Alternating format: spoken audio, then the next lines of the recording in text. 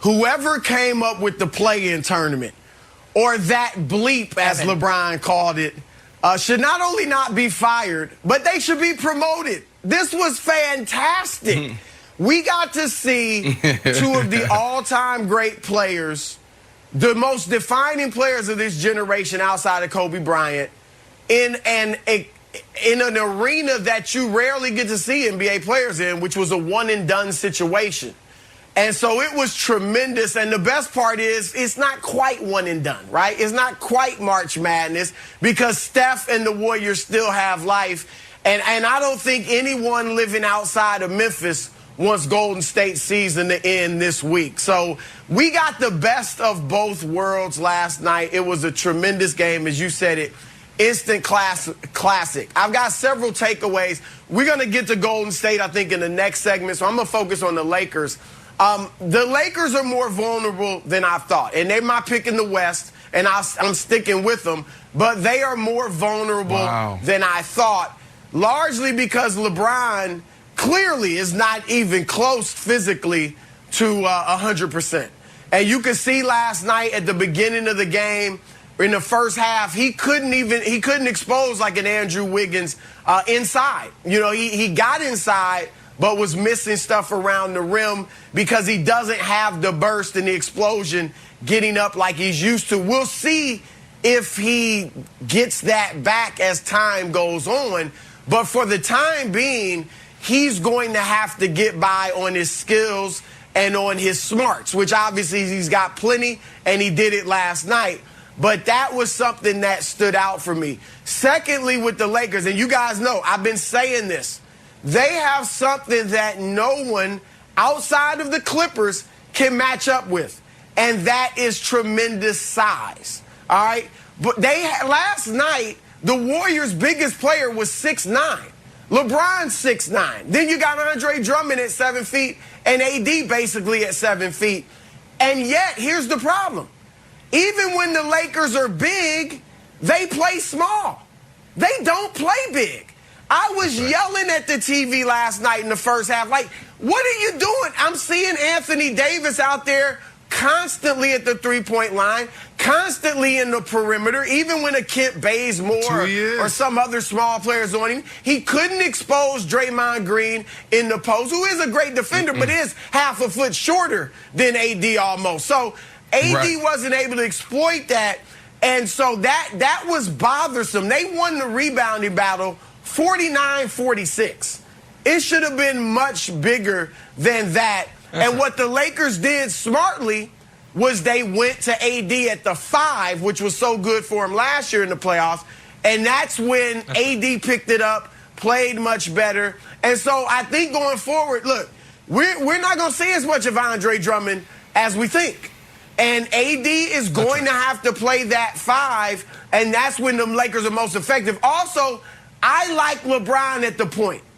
I know this year they've had him off the ball more, and he's not the system as he usually is. But when LeBron is bringing the ball up, running the point, he can control the tempo. So with LeBron at the point and AD at the 5, that's when the Lakers were most effective. So I want to see more of that going forward. I think that's their best situation for them. So I think those are all really good points, but none of them, though, were my two biggest takeaways. My first biggest takeaway is, of course, and Broussard's a very learned, educated man, so I'm going to, go to a famous quote. I think it's, in the land of the blind, the one-eyed man is king. And in this game, the king was a one-eyed man, and then he blinded Steph Curry with that 3 right between the eyes, as the great Marv Albert would say, to win the game. What a reach. So the guy, what a reach. No, what do you mean, what a reach? Right between the eyes, I think is what Marv would say. Shout out to the Hall of Famer, Marv Albert. And so listen, the guy with the most playoff buzzer beaters and game winners now has the first play-in game winner. It happens to be from 34 feet.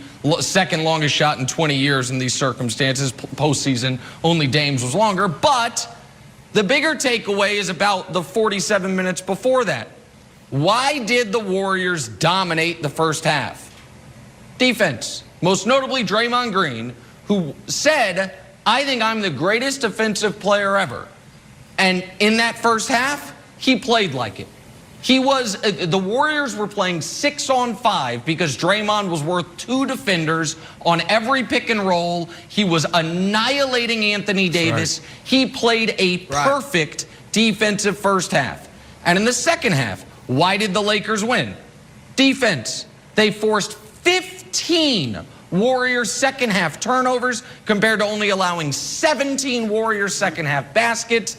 And Brandon, I do think this was the first real taste we got this year of championship-level playoff defense, where you had 2 of the best defensive teams in the league, some of the best defensive players in the league, locked in. So that's my other takeaway is the Lakers, for all their injuries and inconsistency in different lineups, the one thing that's been true all year, they've had the #1 defense. And when you're down 13 at half, what you have to be able to do is get stops. And in that second half, Brandon, that's exactly what they did. Well, they better continue to lean into that defense because what I saw last night wasn't pretty when you talk about the Lakers repeating and winning the championship. Last night was fantastic. So I'm going to go with that word that Chris threw out there earlier. Absolutely fantastic. That first half, man, was awesome. You know, you got Steph Curry on one side, LeBron James on the other, Draymond Green. You guys just talked about it. Draymond Green made AD look like a baby. We're talking about 2 for 12, 0 for 3 from deep, 3 turnovers. I mean, come on, AD, and that was a huge takeaway. If you're talking about repeating, you need this guy to play better. Now, obviously, he picked it up in the second half, but this dude, when you look at him playing against the Clippers, you look at him playing against the Nuggets, and you got the Jazz and the Suns out, like there's no chance of this team repeating if he continues to play like this. This has been the story, Kevin, all year. Last night was fantastic. LeBron James is the man. We talk about him being the king of the finals, king of the playoffs. Now he's the king of the play-in, Wows. It was absolutely awesome for all of us basketball fans. It was great for the NBA. And like Chris said, wherever this idea came from, they need to be promoted. It was absolutely awesome. Okay. Yeah, well, his name's Evan Wash. He's the EVP already, so I don't know how high we can actually promote him anymore, but he did do an excellent job, perhaps a spot bonus from Adam Silver. Broussard, I want to talk about the turnovers, because through one lens, as Nick would say, the Lakers forced all these turnovers. Oh, it's the great defense, best defense in the league, and they're forcing a bunch of turnovers. Through another lens, the Warriors got super careless with the ball. Super careless with the ball. Steph was careless with the ball. Draymond, who played amazing in the first half, came out the second half feeling himself a little bit and tried to be like Magic Johnson. Draymond started throwing the ball all over the place. Unfortunately, it will just like Magic Johnson, a lot of the passes were to the Lakers. So if I'm the Suns and I'm watching this game and be like, you know what? I'm Chris Paul. I'm not going to turn the ball over. And what about you? What are you going to do, Devin Booker? It's like, well, I'm going to score because we have more than one scorer on their team, not just like Steph. How about you, DeAndre Ayton? What are you going to do? Like, I'm going to play just like Draymond. So I think that the Warriors, in their loss, provided the Suns with a blueprint on how they can get out of the first round. Well, DeAndre playing like Draymond's easier said than done. We all know that. But your point is well taken. And look, the Lakers are a tremendous defense. So I get that. But, yeah, Nick overstated it. I mean, all those turnovers were not forced by any stretch of the imagination. You're absolutely right, Wiles, in that Draymond and Steph got sloppy. That's the one thing in Steph's game that you would look at and say sometimes he just gets too careless with the basketball, and that's what happened last night. And so, but here's the thing. It's not new, and you hit it on the head. I'm sure Phoenix will focus on that because the Warriors are 28th in the league in turnovers. So it wasn't just like, oh, last night they got careless. They're careless with the basketball in general, and the Lakers were able to capitalize on that and exploit it. Broussard, you're more these days NBA analyst than reporter, but you still have your sources and you still break some news here and there. Have you heard anything about whether or not Draymond's going to be facing any criminal charges for the assault on LeBron? All right. You know what? Is there anything you can tell us about it? That wasn't even a flagrant. Now, obviously, LeBron got poked in the eye. You could see that when they showed his face.